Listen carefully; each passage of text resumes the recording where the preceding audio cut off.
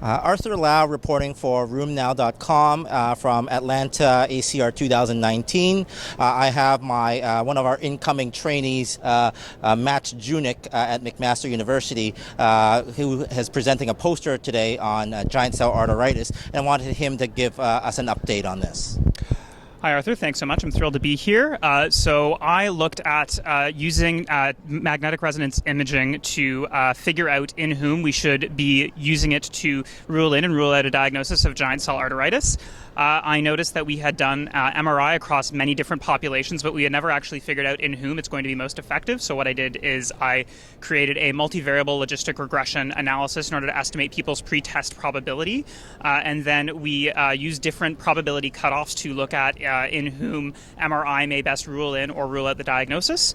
We found that for people with very high pre-test probability, MRI had great performance with 94% sensitivity and 80% specificity, but felt that if you had a negative MRI for somebody who you thought for all the world had GCA, you probably wouldn't trust a negative imaging result.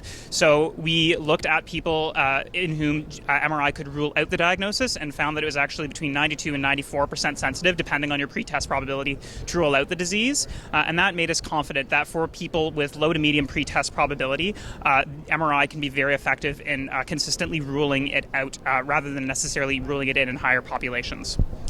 Excellent. So in terms of practicing rheumatologists, what one take-home message would you give to them that you learned from this study?